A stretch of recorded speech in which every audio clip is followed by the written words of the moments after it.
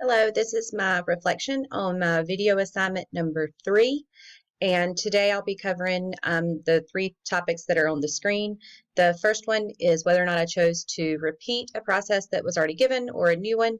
I obviously decided to do the screencast-o-matic as I did in my second video assignment. The reason mainly that I chose to do this is really because I had paid the $19.60 for the first level after just the free basic part. The main reason for choosing to do that was so that I could expand the size of the video whenever I went to upload it onto the screen itself through the editing part. And I like that because the smaller screen was just kind of distracting to me. So I liked being able to resize the actual image that the students would see. So that's why I chose to do the same one. The second thing is the improvements that I had this time through the actual process itself. Just not having to download it, even though that wasn't a struggle, but not having to download the program, the fact it was already there, already had a login account. I could log in, I could see all of my videos that I had already done and had saved.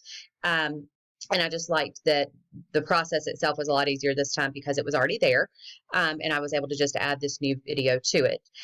Then the second thing was the video itself. How did it improve?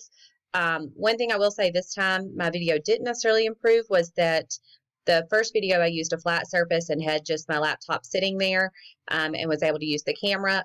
This time I was actually holding the laptop and videoing it from behind, facing another direction. So that made it a little bit more of a challenge. I noticed that the video was a little shaky. I do think that the point still got across, realizing in the very end of the video you couldn't necessarily see the hidden message. It was a heart, by the way.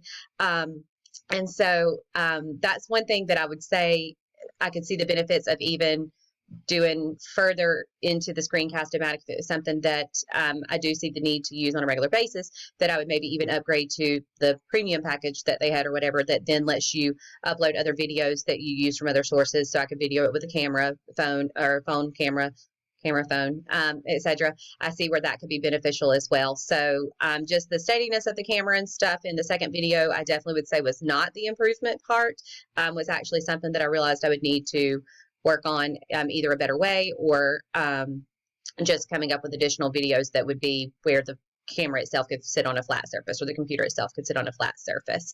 And then the third question of how I could use this video in my current teaching.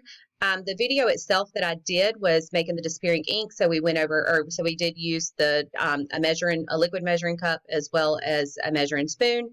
And my course that I'm assigned for Georgia Virtual is the food and nutrition one, and they have a unit that covers measurements, which is what I used in my second video that I made, was going over the different measuring equipment. So possibly it could just be a fun little assignment that I could assign to my students if I were doing the teaching lesson for Georgia Virtual. So that would be how I could use this specific video in my current teaching. But of course, the screencast-o-matic, the program itself, I see where it could be used in multiple lessons, being able to do online assignments for my students, but then giving them a little bit more of a one-on-one or interaction, not necessarily one-on-one, but more of a visual and interaction with me versus just the PowerPoint that they would normally be receiving.